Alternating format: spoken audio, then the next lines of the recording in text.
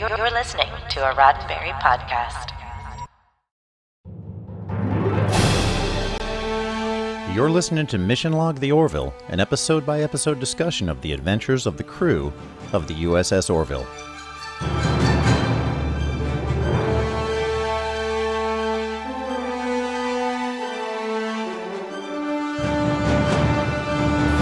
Welcome to another episode of Mission Log the Orville. Join us as we follow the adventures of the USS Orville and make first contact with All the World is Birthday Cake to explore the meanings, morals, and messages, and see if the Roddenberry Star Trek philosophy is baked into the episode. My name is Chad, and this is my co-host, Maxine. Come on, I'm Mike Richards. They're going to know we're lying. And I'm Jessica Lynn Verdi. Mission Log the Orville is a conversation that depends on your participation. Share your thoughts, ideas, and tell us what we missed at ML_the Orville on Twitter, Mission Log Pod on Facebook, or you can email us at missionlog-theorville@roddenberry.com. If you're watching this on the Roddenberry YouTube channel, hit like and subscribe, please. And remember, we may use your comments on an upcoming episode. All right, Mike, give us the recap. Here goes nothing. Prologue. Interior Government Office. Day. The first prefect of a 21st-ish century civilization is deciding whether or not to send a message into space. There's a little debate, but not too much. In the end, they decide to transmit a simple message. Is anyone out there? Act 1.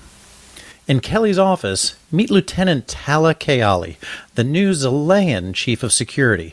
She's a little rough around the edges, but if anybody comes at you, she's going to take them down. On the bridge, Kelly asks Bortus if he wants to have a joint party, since their birthdays are only 6 days apart. Bortus does not want a joint party, as Lieutenant Keyali picks up a transmission from somewhere in the Gamma Valorum system. That's a long way out. It's old-style microwaves, and the message reads, "Is anyone out there?" Sounds like an invitation to make first contact to me, so it's go time as Gordon sets a course and John Debney channels his inner Jamie Horner. Arriving at Rhaegor 2, Ed, Kelly, Claire, Bortus, and Talla arrive at the agreed-upon coordinates. The initial grip and grin goes very well. Act 2. The Rhaegorians show off the transmitter which sent the signal just a few years earlier, as Claire and Talla tour the local nursery to see a large number of premature deliveries. C-sections performed weeks, even months before the babies come to full term. When asked, the doctor said it's to prevent the babies from being born giliac. You know, prone to violence with extreme destructive behavior. It's all too much. Later, at a state dinner, there's a toast to new friends, a discussion on economic theory, and Kelly's comment that with her birthday next week, a first contact like this is the best present she could ask for. Oh yeah, it's Bortus's birthday too. Well, that triggered the Rhaegorians. Kelly and Bortus are off to processing, as the others are locked up and tested to see if they're giliacs, which turns out to be an undesirable astrological sign. They're not, but Kelly and Bortus are, and they've been taken to a prison camp as the others are sent back to the Orville. It's all too much. Act 3. Pleading their case to Admiral Perry, he says it's more complex than just right and wrong. We're on their turf, with their laws. They can't just go in with guns blazing. We're not the Krill. Find a better way. In the prison camp, Kelly and Bortus are able to accurately assess the situation. They're being imprisoned because of their birth dates, and if a diplomatic solution can't be reached, they're screwed. The Rhaegorians' belief in astrology is so deep, even the imprisoned giliacs believe they're dangerous. Ed and Talla attempt to negotiate with the first prefect. Reaching an impasse, Ed is told to go home. Forget about his people, and please, forget about Rhaegor 2. Act 4. After a month in orbit, Admiral Perry says it's time for the Orville to move on. They'll send a diplomatic team, but the Orville is to break orbit in 24 hours. It's now or never, people. Looking at her pad, and then at the stars, Talla has an idea. Turns out a star collapsed right about the time the Regorians shunned the Giliacs. If they can bring back that star, it might exonerate the Giliac. In the prison camp, it's no wonder Giliacs are violent. They're served poop to eat, and their babies get taken away unless they're also Giliac. It's all too much for Kelly, and this causes her to start a prison revolt. Act 5. John and Gordon launch a solar sail, which will look like the star which collapsed so long ago. Meanwhile, Kelly and Bortus are just mowing down Regorians in their attempted escape. Eventually they're caught, and they're about to be executed when, look, the star appears, encouraging the Regorians to embrace change. On the bridge, Kelly and Bortus finally get to have their joint party, complete with birthday cake, jib-jab, and Ensign Turco teaching Isaac the robot. The ethics of lying to an entire civilization and impacting their religion? It's all too much. The end. It's all too much for me to take, so they could breathe the what's around you. Good job, Michael. Well, thank you very much. I plagiarized it from like 9 different places, so, you know. That's right. You said that you were going to do that, though. So I think Sure, it's not plagiarization if you say that you plagiarized. Well, yeah, just like Ed's toast at the state dinner, which was very nice, by the way. It was a good. Well, so I'm glad we can actually talk about that right at the top. But you have things to tell us about this episode, so I'm going to let you do that. Oh yeah, first. we'll get to that. Yeah, he just made the nice toast about the cosmos and the galaxy. He was forming basically a big ecosystem, he was ripping it from Carl Sagan, which is very cool, and we know that he does the cosmos. So yeah, he does a great job. But this episode aired originally on January 24th, 2019, written by Seth MacFarlane. Directed by Robert Duncan McNeil. He directed the episode Command Performance, Season 1, Episode 2, which essentially introduced us to Alara Katan. Even though she was in the pilot episode, obviously, that was an Alara episode which saw her in command of the Orville, and we really got to know her then. And I just saw the connection, which now we introduce a new Zelayan security officer. And Robbie D. McNeil is back to direct this episode. Music by John Debney. Love the music in this. Very tense, very good. Very reminiscent, in my mind anyway, of Jamie Horner's soundtrack in Star Trek II: The Wrath of Khan, with the horns and the brass section and the upbeat sort of naval tone to it, which was highlighted, was very prevalent when the course was set for Rhaegar to make first contact. Oh, I thought that was beautiful. It's gorgeous music. Yeah. Well, no, I just didn't catch that it was horny. I thought it was stringy. It's not going to be James Horner without. I didn't. It didn't impress me as horny. It got hornier when they got to the camps because it was a lot of threat to their persona. So yeah, no doubt about that. And we have a new admiral in town. We have Ted Danson. Ted Danson as Admiral Perry. Ted Danson obviously needs no introduction. Famous from Cheers, CSI, The Good Place, Three Men and a Baby, Three Men and a Little Lady. Oh, that's right. Yeah. Yeah, I'm going to just say right now, for as much as I love Ted Danson, it's a little bit of a weird get. But he was. I thought he was serious. I thought he had a good command presence. Oh, he was wonderful for as short as he was in it. And you're saying it was a tough get for the Orville to do the show? No, I think it's just a weird choice to cast him. I just think it like completely pulls me out of the reality of the world because it's Ted Danson. And again, it's not the worst thing because who doesn't love Ted Danson? And it is, like you said previously, with Seth MacFarlane getting Charlize Theron. It's like, look who I can kowtow to, who likes working with me. It's just a little funny to me. I think that's always, and that's it. And I'm not in show business, and it seems like it's always a balancing act of if you get a recognizable face to play a new character, will that take people out of the story, or bring them into it? And I think in this is a case maybe where you felt like it took you out of the story a little. And again, I love Ted Danson. You don't need to do anything to convince me to watch something with Ted Danson in it. Well, good. So it's just weird, though. I thought he did a really nice job of there was zero playing it for laughs. He was just all business, and I agreed with everything he said, and we'll get to that here in a little I'm interested. bit. Okay.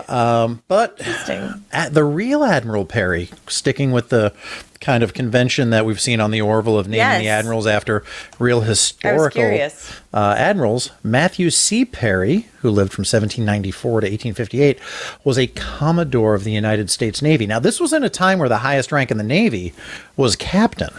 So he was actually given a higher rank when he was put in command of the Brooklyn Naval Yards, which is where my grandfather worked after he retired from the NYPD. So a little bit of family history there. He served in the War of 1812, as well as the Mexican-American War, and he played a leading role in the opening of Japan, who was very isolationist prior to 1854. He was interested in the education of naval officers and assisted in the development of curriculums at the United States Naval Academy, and also led the transition from sailing ships to steamships. So quite a legacy in the U.S. Navy, and really quite globally as well. Wow. That's, I was looking forward to that piece of information that you always so wonderfully offer. So it is interesting, because you could just name something what you want it to be named, right? Like, it doesn't matter. But it's cool that they pay homage to some history. It's pretty cool. I do. I think that's a neat part of the show. But more importantly, if our birthdays were only 6 days apart, would you want a joint party? No. Just flat out. But we could go big. We could do it bigger than normal. Some nights, some birthdays, I'm like, yeah, let's do it. Like one year, I literally joined a birthday party of a girl I didn't even know. Like, it was just easier. Like, I was at her party, and I knew people that were going to be there, and now I was celebrating it. I think it's a very funny character choice to make Bortus not interested in splitting a birthday.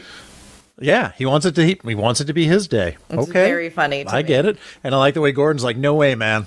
You're going to get less stuff. It's a trap. It's the trap of like also being born around Christmas, right? Like, yes. Yeah. So maybe Gordon's born around Christmas. I split a birthday. I shared a birthday with my mom.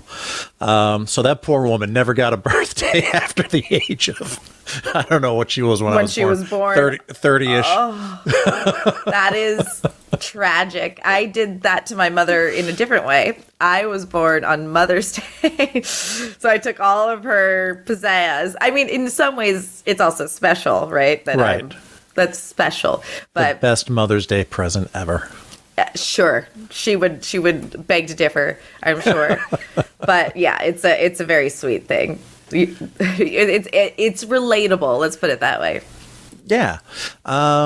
So a little bit of scientific inconsistency here in my mind. So okay. They said when Talla got the message from Gamma Velorum, I believe it was Kelly who said, ooh, that's a long way out.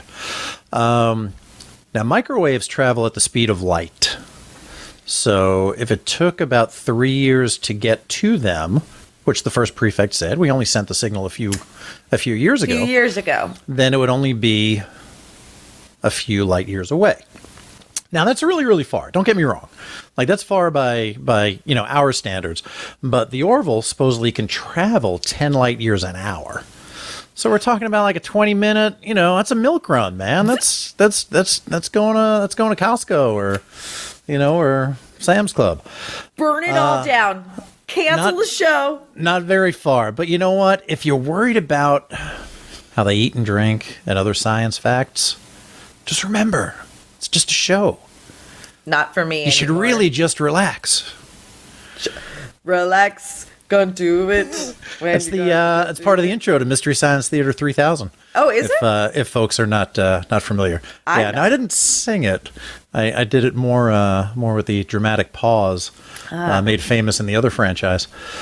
But yeah, so not that far away. However, first contact is a first contact. I'll take it. But it's like a 20-minute drive out of there. And so they show up, they do their thing. That's really funny. And they get, Kelly just kind of very innocently says, yeah, it's my birthday next week. And they're like, what? Right. Now, body language, tone, right? All would have dictated like, oh, what? No, I didn't say anything. But she goes, oh, yeah, bored us too. It 1,000% should have made her stop. You're so right. She should have been like, I'm going to read the room. Yeah, that read was the room. Weird. She didn't read the room. There's some, listen, I've talked about this before.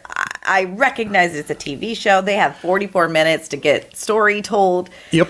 Nothing frustrates me than how quickly certain things were resolved in this episode. Yeah. It's just like, it is basically 2 Family Guy episodes crunched in together. It is. But she definitely went, whoop, I don't care. Did I say it was my birthday? No, well, it's his birthday too. It's my birthday. Yeah, she just dug the hole deeper. Really, really, really, really not smart.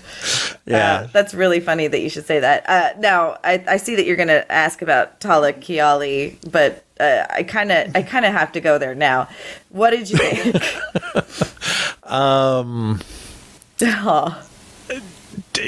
We had basically a season and a half with probably more episodes or as many episodes that were Alara episodes than were dedicated to any other singular character.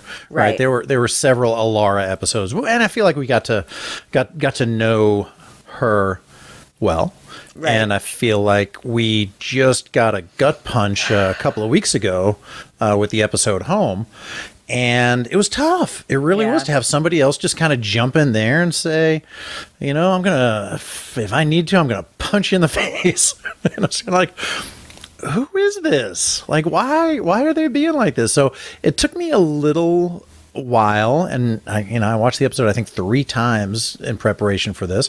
And the more you watch something, the more familiar you are with it, and that's a scientific thing, the way our brains work. Oh yeah. The more you're exposed to something, the more likely you are to be accepting of it and to mere like it. Exposure. But at first, I honestly and nothing against the character or the actor, but it was like, stupid side ponytail. I don't like her. Well, so this is actually an overarching opinion I have about the Zillian costume design or prosthetic design. Regardless, it's not the prosthetic so much as the dark hair that they have both the actresses in. It's so obviously a wig that they just didn't. Someone needed to spend a little bit more time and braid those friggin' hairs or something. It just, the hair needed like 2 more seconds of design. If they had hired my friend Christy Stakey, they would have gotten great wigs. Out there. We'll put that in the show notes. Exactly. It's just frustrating that it's just hard. It's hard to look past. So now, does that sort of give it more of the Star Trek DNA? Because there have been bad wigs in Star Trek for 4 decades. Now, I don't want to name any names, but there have been. I'll just say there have been some bad wigs.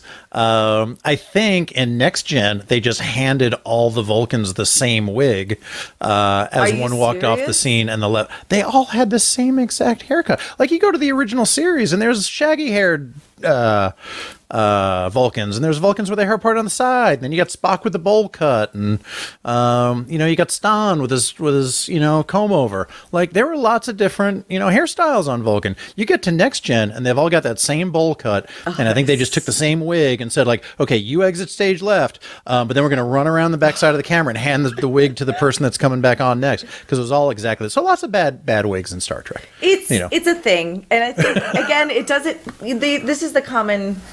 This is the common acting thing. If people are worried about that, then they're not paying. Then the show has bigger problems, Right. You know. Yeah. And she's actually a great actress. You're totally right. It's no ding against her. I will say it does seem like they're saying she's like I'm a bit rough around the edges. It's like a really rough intro to a character. Like it's just like a lot of exposition about a character. We don't know that she's rough around the edges. Like Only because they tell us.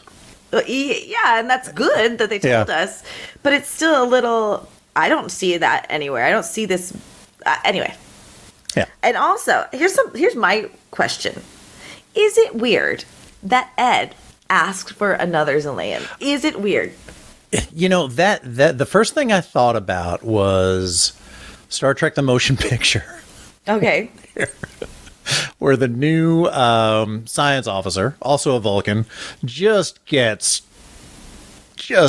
mangled in a transporter accident, right? You know, what they got back didn't live long, thankfully, that scene. And he looks at Decker and goes, "Get me another science officer. I prefer a Vulcan." And Decker's like, "There aren't any." I guess he's really on top of his game as far as Starfleet Manning goes. He's like, "Well, great. Then you get to double the science officer." But like Kirk immediately went to, "I want another Vulcan." Like, "Hey, served me well for 5 years. I want another one." It's so odd. Yeah. So I didn't like it. I mean, obviously it's whether you want to call it discrimination, racism, it's not right. It's not odd. Right. It's odd. Yeah. And I know, again, it's like really, you can see, I can see the forest for the trees. It's a TV show where he wants that represented. I get it. It's just weird. It's just weird. That's all. That's my take. That's my 2 cents. All the world's birthday cake. That's how I feel. All the world is birthday cake.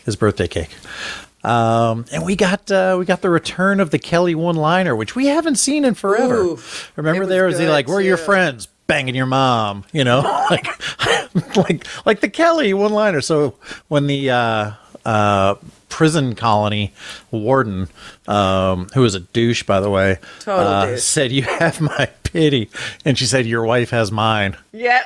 So good. I like that quite a bit. It's so good. Yeah, and I mean, other aspects of the episode, the decision whether or not to lie to the Regorians, the decision to do the prison break and stuff. I think there's plenty of stuff to talk about with that in the next section. I'm looking forward to it. Yeah. But I did like that cargo box they were able to put up on top of the shuttle that I think had the solar sail in it with the little thrusters and the reflectors to do down there. And I wonder if maybe Eagle Moss will get us a ECV 197-1 shuttle with that cargo box on top of it. That'd be all right. Hey, Eagle Moss. Hey. Not that you don't do enough already. Please do. That's very cool. I like that. I love how your brain works. And then in the party at the end, we had the return of Ensign Turco. So she was, I think she's maybe becoming John's girlfriend. Not really sure. When last we saw her, Ed so rudely interrupted. That's not a hit it and quit it girl. You know what I mean? No. That is not. In fact, if you blinked, you'd have missed her. In fact, I didn't even notice until I was watching I was watching the closing credits. And I saw Kira Santoro as Ensign Turco. And I was like, Turco was not in it. As you put it, the hottie with the body. I didn't see her in this episode. She was more or less an extra in the bridge joint birthday party at the very end of the episode. And it was kind of cute. Because in the background, she and Gordon and John are teaching Isaac how to do the robot.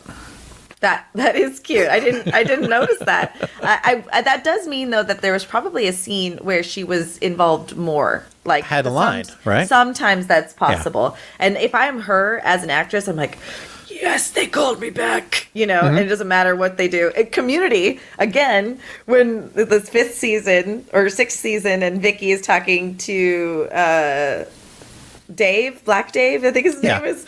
And he's like, they've been calling me in a lot more. Yeah, but we're lucky if we'll get more than 3 lines in, and then they cut them off, and it's such a good meta joke. It is. I love this world that we live in. Okay. All right. Well, maybe Mission Log Community will be our next show. I think it should be, man. I'm with it. Plenty to talk about in that one also. So we've had plenty of I'll just say Seth's view on religion. Yes, we've had a lot. He does what he feels about dogma. Yeah, and I thought this was funny. He on the Late Show with James Corden. James Corden was talking to a guest about astrology and a tattoo of their zodiac sign and stuff like that. I could so relate to this because then Corden looks at Seth and goes, "So, do you like astrology?" And he goes, "Nah, I think it's bullshit." It makes me sad that he thinks it's BS. He's like, because in the stars, when astrology was conceived, like 3,000 years ago? I don't know, a smarter person than me could tell you. But the stellar bodies are all in different places than they are now because everything in the cosmos is always moving. So you were like, what's this? A Capricorn then? And now you're a Sagittarian or vice versa. And isn't that why, they just kind of arbitrarily changed it a few years ago? Because they were like, oh, crap, we're getting found out. So now you're this and now you're that. My memory of when something happened is terrible, but I would say so that interview was probably around 2017 or 18. Sure. I want to say probably sometime in the early 2000s, the astrological signs all slid by a few days. That's interesting. That would make sense. They probably, because in reality, even though I'm a Taurus, I probably am an Aries. I think something like that. Sure. Based off of, if we're to base it off of that. Yeah. Here's how I feel about astrology. I would love to say that I didn't put any weight in it. I would love to. But what I do think it does is I think religion offers a sense of comfort for people in a world that has no meaning. And astrology at least doesn't, it's so true, right? In a world that has no meaning. It doesn't, nothing means anything. Yeah. Really and truly. And it's why he's so right to go, this is all we're here to do. So the first time I had heard the Carl Sagan idea of, this is how the universe observes itself, is John Champion sharing that at Star Trek Las Vegas during a quoting Gene Roddenberry panel. And it was so profound, and thankfully John was like, I didn't write it, but it was it was kind of like philosophy shifting for me in a sense. That oh, interesting, that is a one way to do it. How does something change if it's not observed? At least it just was interesting. So long story short, if astrology or tarot or mysticism or whatever can help you better understand yourself, even if it's true or not true, but you read it and you relate to it, I like that. That I like. Whatever helps you to better understand yourself. And yes, you can get lost in the muck and the mire of trying to understand yourself too much and not living and all that. And obviously this is the extreme example, this episode, of how astrology... Oh, it's taken to its limit, yeah. Correct. So anyway, I can't say I don't like it. This is the one thing that when Seth and I date, we'll disagree on. And that'll be okay. All right. Well, invite me along, and then I'll do mission log. Jessica and Seth and break down each and every date and look for messages, morals, and meanings until he breaks up with me for a younger girl. Sounds good to me. All right. Well, you might as well. Just let me know when so I can tag along. Shoot your shot, Jessica. Shoot your shot. I don't know. Yeah. And I think we're going to come back to that a little bit more in the next segment. So shall we move on?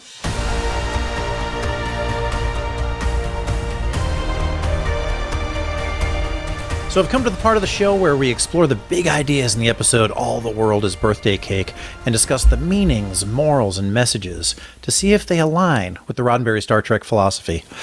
So, Jessica, first thing I wanted to talk about with this is something that Kelly said, and it's the second time she brought it up. The first time was with John in the episode New Dimensions when she was trying to push him to kind of take that chief engineer position. Sure. And she said, you know about money? And he goes, I know people used to buy sandwiches with it and stuff like that. Right. And she said, yeah, but reputation is our currency now, right? And what do you think about that? Is that, if you can be does that mean if you can be trusted?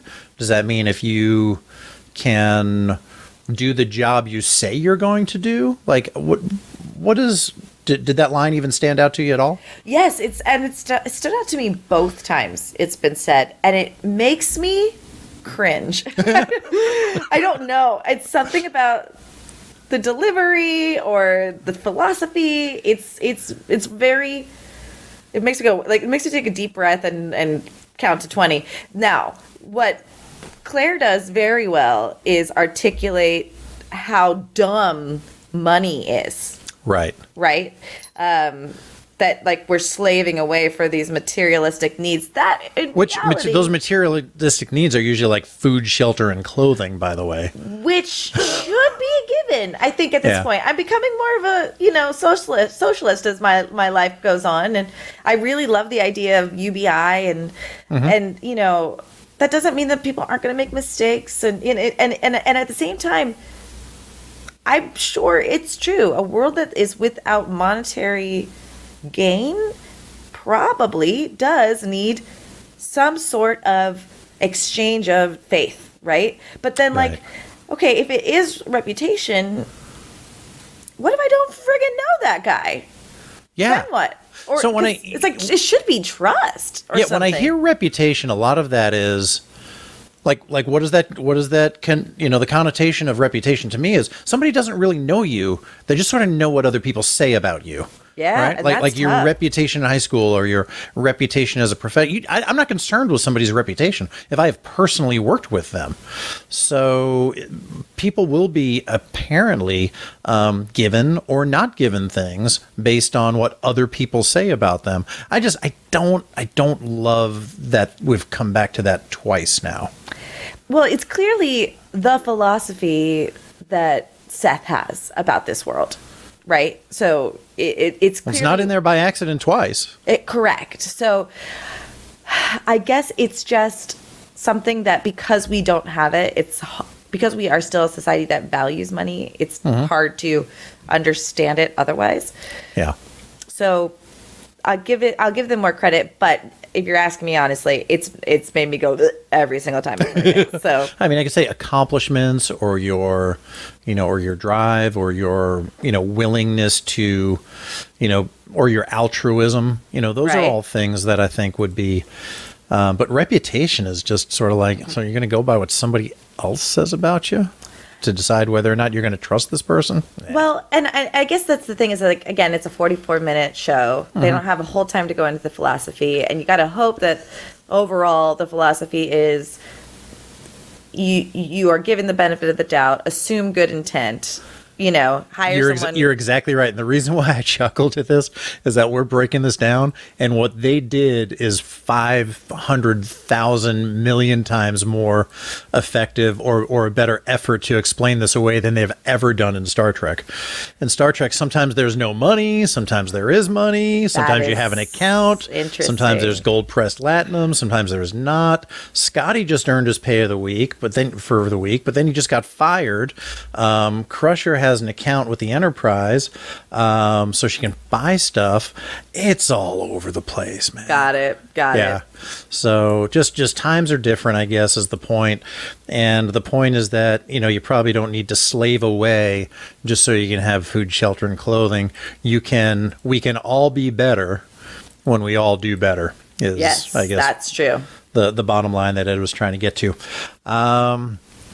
So, again, in this episode, we go to the Admiral. And this happened once when they were trying to free John after he dry humped Mela Griffindon. Oh, I can't forget that. And I think there was also maybe a Kelly episode or something where they were trying to decide whether or not they were going to extract some folks that were in trouble, and they were told no both previous times by Admiral Tucker, played by the great Ron Canada. This time we have a new Admiral No, and his name is Admiral Perry. But I liked his explanation, and I think Ted Danson did a wonderful job delivering this. It's more complex than what we see as right and wrong. We're on their turf with their laws, but to go in guns blazing 24 hours after meeting these people, we're not the Krill. You're going to have to find another way to do this. And I like that. And I'll tell you why, because I think you kind of disagree with it a little bit. But I want to save the person that we care about. Well, we want to save the person you care about, sure, but we don't want to go in there and just start killing a bunch of people, hurting a bunch of people, making enemies, doing more harm than good when we show up. And we're supposed to be in this case, the more advanced society, the ones that do things the right way, the ones that can find a better way, and not sink to their level, right? If somebody, if somebody does something bad, the way to fight them isn't to get just as bad as they are, right? We often find ourselves sinking to that, and I think there's a great Kirk speech at the end of Star Trek Into Darkness, where he said, when we get harmed, when somebody does us harm, if we seek revenge and try to fight the same way they fought us, we become just as bad as the enemy. Terrible bit of paraphrasing, but it was kind of the Chris Pine Kirk speech at the end of every Chris Pine Kirk movie, where he learns his lesson at the end and then immediately forgets it. You think it would stick eventually? You think? But it was a good Kirk speech. So, and I think Admiral Perry is just doing like the preemptive Kirk speech and saying, hey, before you go in there and do more harm than good, we're supposed to be better. We're supposed to find better ways to do this. There should be a diplomatic solution. Don't go in there and go shooting a bunch of stuff up. And I don't think Ed's suggesting that, right? To be fair. But the boyfriend is, right? Was Ed saying, like, there's got to be a way? The boyfriend, yeah, Cassius. Cassius. Said that. Cassius. Which one is it? I don't even know. No, it's Cassius, but Ed was calling him Cassius. just to be passive aggressive. He said, where weapons are centuries more modern than theirs. Can't we just do what we want? And Ed's like, yeah, but that's we just met these folks. We're on. We're a guest in their house. We got to find a better way to do this. So I did like that. I thought that was the right way to go about things, to try to find a diplomatic solution. And when it was put that way, that's when I was like, yeah, they're right. Like, it is a good overarching example from the smallest style of fighting to the largest style of fighting. Now, what about if they could do something like beam their people out of there, or send in a cloaked shuttle and just kind of go in there and put on like, camouflage and get in there Navy SEAL style and just sneak the two out of there and then be gone. I mean, I think they should have done that. That's what I think they should have done, though very little information is given to them as to the whereabouts, etc. And they probably don't have those, I don't know if those round Union patches have their location on them, or we the just things don't they talk know. into on their sleeves, or what. I don't know. And they don't have, I don't know if they have locators. I also don't know if they definitely don't have transporters. They would have been able to find a Mocklin, though. Should have been. Right? Yeah, we've had it before where, like, we are getting a signal for one Mocklin male. Or, or they were able to find the one menstruator on Mockless. Do you know what I mean? They're like, yes, exactly right. Yeah. Someone's bleeding. Let's go find her. So, listen. Oh, that's too funny. They would have been able to do something. Though, and again, that's what. This is not the best episode. I'm sorry, Seth. It's going to be our first fight. This was not the best episode. But well, that's it. He's listening. He was thinking about dialing you up any minute. And he's just like, what? Nope. I just ruined all capabilities right there for us to potentially date, and that's okay. I'd rather stick to my guns. So, that being said, though, you got some really badass moments from. Yeah, you did, man. You definitely got some G.I. Jane moments from Kelly, which was badass. Bortus, I think, was very good in his very restrained because you could tell he was, he could have torn some people apart, but I think he was just, restrained and kind of in lockstep with Kelly when it was time to wait and assess and just sort of live amongst the prisoners. He did that. When he had to step up and defend people, he did that. When it was time to plan an escape, he did that. So I think Bortus was phenomenal in this episode as a character. Agreed. As acted also by Peter Macon. So speaking of the prison camp, yes, we got Mom and Pop Gilliack having their baby, and I guess they were doing a little rhythm method, like, hey, if we you don't like the euphemism I used last time, so if we make love during this month, then maybe our baby will be born Gilliack, and that would be the hope. Yeah, then they could stay with us. Good news, bad news, right? Bad news is they're Gilliack. Good news is they get to live under the floorboards of a prison for the rest of their life. The baby? Oh, that's right. Yes. The baby. Well, yeah. No, because if the baby was Gilliack, they would have been able to keep it and not hide it. They were hiding the baby. Yeah, because it was not. Okay, so it gets to grow up in a prison camp. Which is great. Which is fantastic with Mom and Dad. We know how well that works. And I don't know, man. Like, it's tough. I've never been in this situation. Other people are, so I should just keep my fat mouth shut. What do you mean? Give the baby up to go be a leader, privileged, all, because that was the next sign, right? Was the sign of the leaders and the scholars and the elite class of Gregorian. Right. And as Dad said, they'll be prosperous. All their needs will be met. They won't want for anything. Right. And Mama Gilliack said, no, she needs her mother. Right. Both valid viewpoints. Right. I can't take one away for the other. So they were in that was definitely a conundrum. I think it would have been better if they came to an agreement together. The agreement should have happened ahead of time. Let's just instead of Dad being like, "Take the baby," and Mom being like, "What the f?" Maybe that's what's really wrong with Gilliacks. That they just don't communicate well in a marriage. Going back to episode 1, a marriage is work. Right. Hang on, I gotta frame the shot better. A marriage is work. I'm sorry. Can you just get right in the middle? Just framing was a little bit off.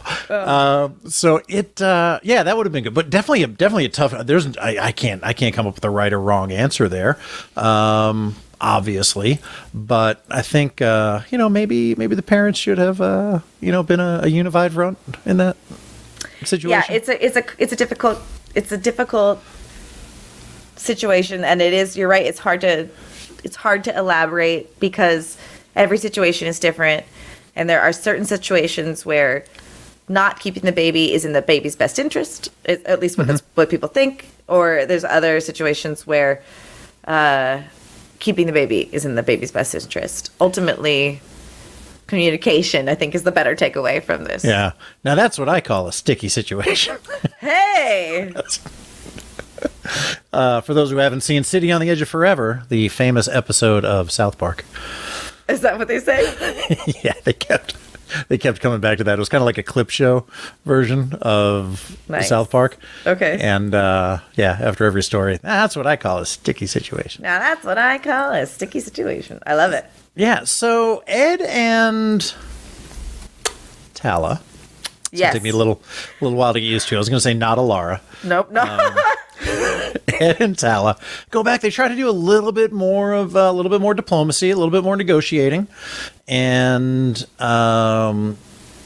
Ed said something along the lines of, "Do you really think the position of balls of gas really far away has any impact of like what kind of person somebody's going to be?"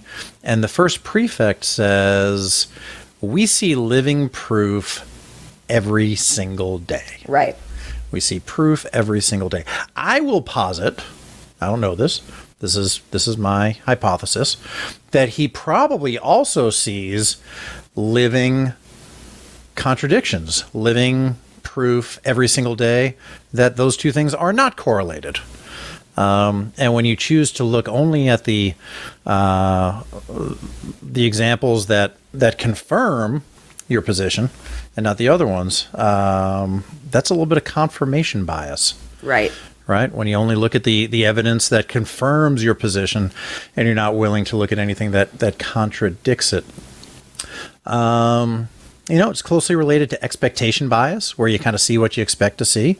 Right. That's particularly dangerous with aviation and probably doctors and probably lots of other things. Wow. Where you have seen something similar before, right? You've flown into this airport before. You've accomplished this procedure before. You have sort of a very through study and preparation and getting mentally prepared to do something. You have a very good idea of what's going to happen next. So when you get information, it often gets sorted as something that backs up what you expect to see, and you very often will disregard contrary information. Like if, every time an airline pilot flies into Burbank, they land on runway 8, then when they get information that maybe they're landing on a different runway, you say, well, that must be wrong, or they just don't even really necessarily listen to it or hear it the way it should be, or process that information the way it could. And it happens with medical doctors, it happens with surgeons, yes. So many different ways.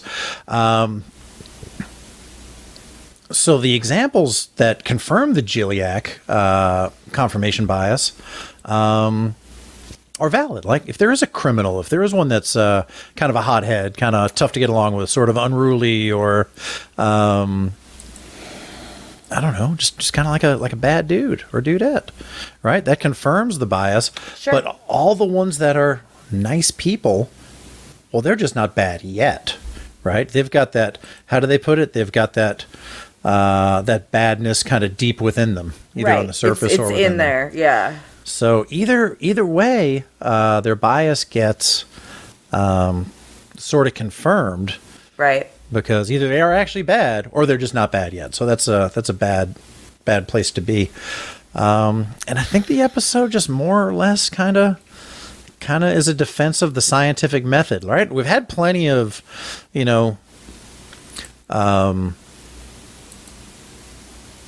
expositions on how religion can be used or lead people down through to maybe some decision-making short circuits, and this one I think is almost counter to that. Yeah, there's a little bit of a skewering of astrology, but it also is, I think, it holds up a magnifying lens to what happens if you don't follow the scientific method.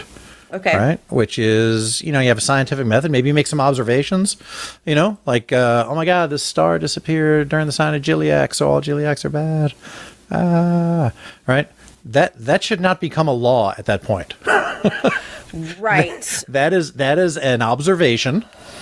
And from that observation, you can make a hypothesis. Well, that observation came at an early stage in an immature culture, and maybe it wasn't a law, but it was a superstition that then rolls into. Because here's something interesting about confirmation bias, to your point. If you also think you are going to do something wrong, you're more likely to do something wrong or fall into, like, again, it's like kind of like the thought about you think it and it comes into reality, manifestation of your reality. Nothing happens until it's been a thought first. So if you think you're going to do something wrong, you will make that happen.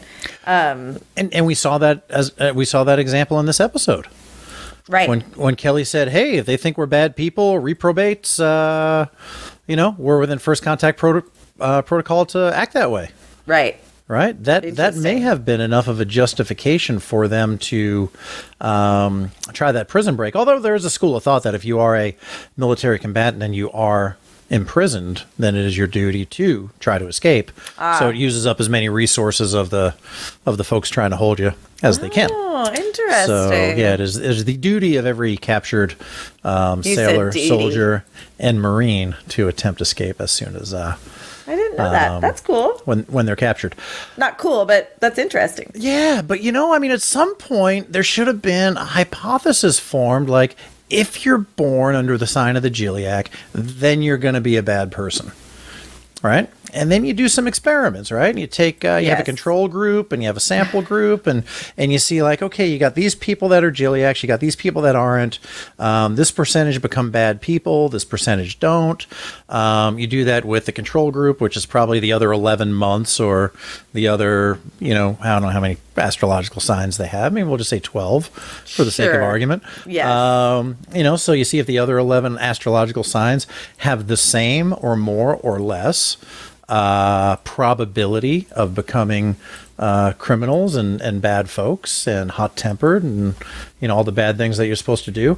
And you have that experiment, and then you have your conclusions, then you try to repeat it. And if it's repeatable and you can do it again and again and again, and the results are the same again and again and again, then you can draw conclusions. But if you can't if it's not repeatable, then you can't draw any conclusions. And at some point, by the time you're launching satellites and sending... Now, we have satellites. But at some point... before you're launching satellites and sending messages into space, all things that we have done, maybe you ought to get down with the scientific method and understand that it is kind of the thing that pulled Western civilization out of the Dark Ages and created a, kind of an unparalleled period of time for scientific advancement. Mike, there are people who still think that evolution didn't happen. So what? Well, it's a theory. Which means it's pretty close to being proven. Yeah, it is. It would be nice if these people could look at the information. I used to believe in signs and, oh, look, this number that I was thinking of, here it is, or whatever. And I knew somebody actually who, every time he would hear like a door open, and if there was a number, he would play that number in the lotto and he'd win a lot of money. Like, he was actually he probably won a lot of money in the lotto because he was playing every day and always looking for numbers. You know what I mean? And I also have a sense of intuition. There's this game Wordle. I don't know if you've been playing it. And it's a game where you have to find a 5-letter word. And there's a way to, kind of like RSTLNE with whatever word game that is. Wheel of Fortune. Wheel of Fortune. You can do a combination of words to get vowels out. So you can ROATE is like the best word to start with. I just start with a word that I think it might be. And so it's like luck or not luck. I guess what I'm trying to say is, a couple times in my life, when I thought that there were signs pointing me in a direction of, oh, look, you should be doing that, that's only because I wanted to see it that way. Yes. And I also have a question for this society. Does anyone commit crimes that's not Giliac? The best thing to do would be to let them all loose and see if the crimes are committed at a different rate. True. And like I said, with the expectation bias, you might let these folks out. They have nothing. People may or may not employ them, so they may just end up turning to a life of crime, because that's all that's left. And then you have that thing, like you said before, that becomes a self-fulfilling prophecy, in many ways. And like Kelly said, hey, we're Giliacs, we got to act like them. And they plan their prison break, and man, they get their hands on some weapons, and they're just mowing down Regorians, man. It felt like she does like the runaway, explosion over the back kind of thing. Cool scene, lots of action. I kind of feel like we're almost back to the Chris Farley show at this point. Like, you see when she threw that grenade and ran away and it exploded. That was cool.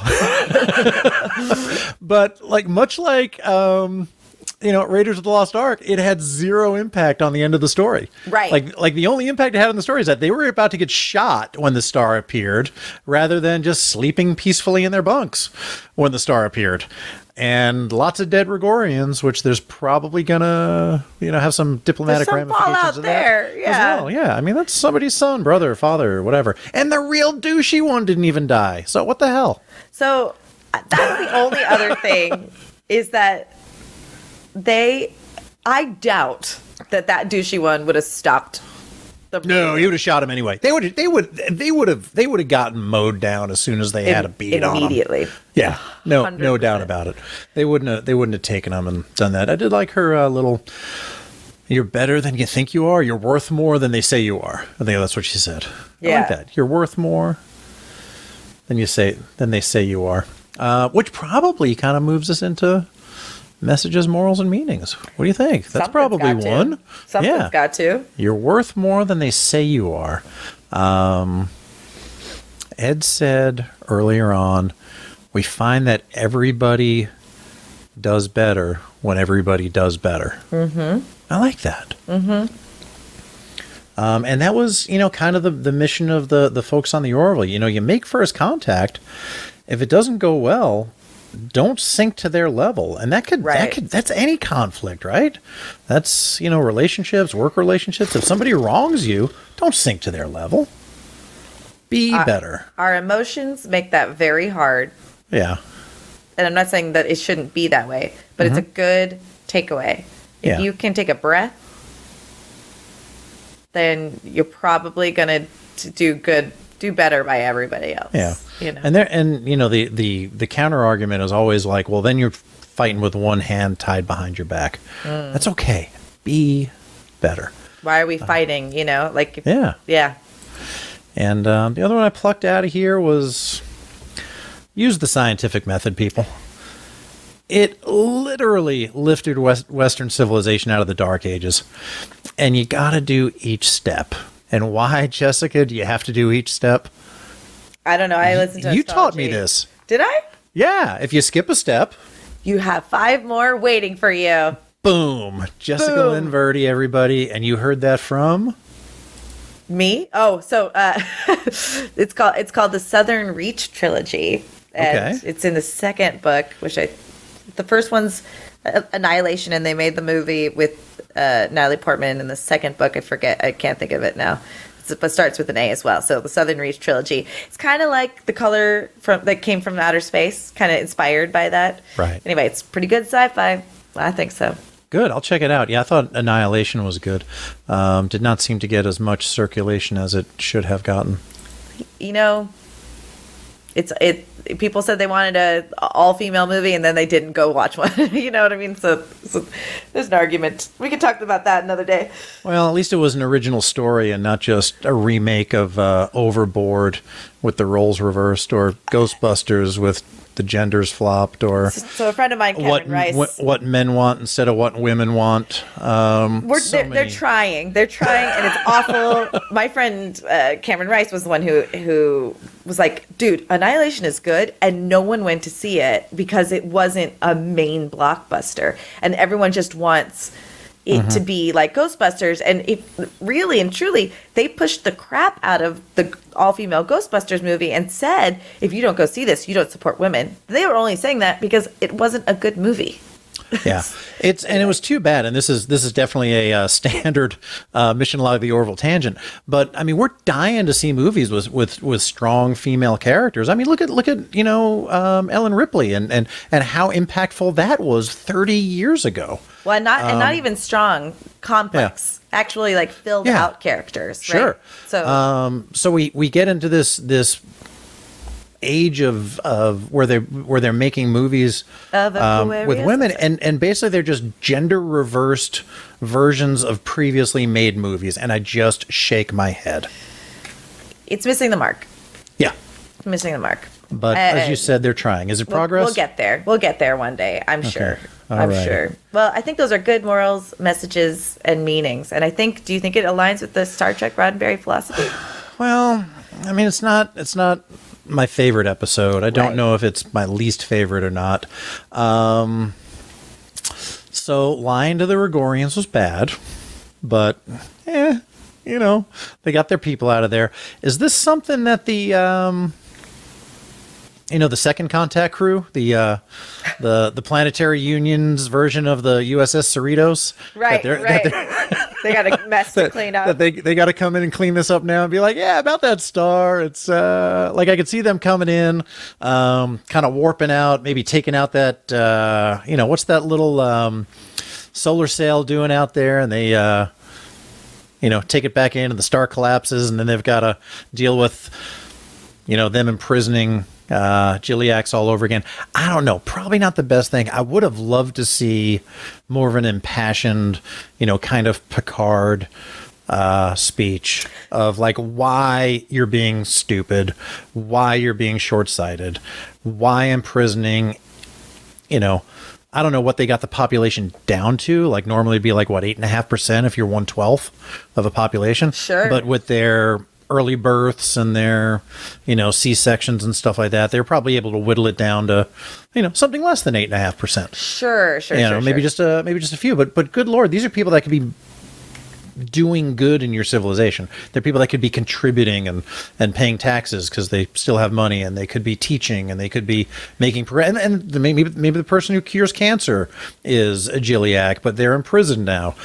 Some sort of speech that says, you're better, and having that diversity and having these people free and not relying or looking at 3,000-year-old superstition is the way to go. I think that would have been a better ending than, we'll just put a fake star up in the sky and deal with the ramifications later, which is... I actually read something that said the Orville isn't really good at coming up with good solutions to problems. It's great at raising situations and giving us a chance to talk about situations that we've talked about, so many times now in the shows, whatever they raise that week. That's a good point. But their solutions are often kind of like, walk in, F things up, and go home. God, that's such a good point. But it still has us talking about it. Has us wondering and questioning, like, how can we be better? How can we do it better? How could they have done it better? And was it just a constraint of living in the real world that sort of required them to come up with a somewhat short-sighted solution they came up with? We've seen this crew bend a lot of rules for their people, and ultimately that's what we really come to this show for, is the actors and the characters. So I'm not ready to lose another Zillion. No, so it's a fun show, and since Seth's probably really like right on the border of whether he's going to call you and ask you out or not, I'll say it holds up. I mean, it does bring to air a lot of good conversations, expectation bias, right? The ability to go through the steps, man, of proving or disproving a hypothesis. It's not that hard. Like, if you see a thing and you say, oh, this is that, take a time out and say, okay, that's my belief. How am I going to prove or disprove that belief before you start to make decisions based on that, maybe just one piece of information?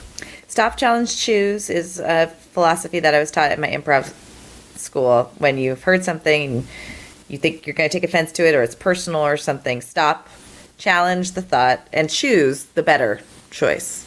I like that. Everyone's got different perspectives. Not easy, but it works if you can do it. And we encourage you to do it. We'll see you next time as we... What show is it? I don't have... Oh, I got it. I got the closing right here. Okay, you do it. Mission Log the Orville is produced by Roddenberry Entertainment, executive producer Rod Roddenberry. Our website and your opportunity to comment and connect with us is podcasts.roddenberry.com. Join us next time on Mission Log the Orville as we discuss a happy refrain. So happy. So happy.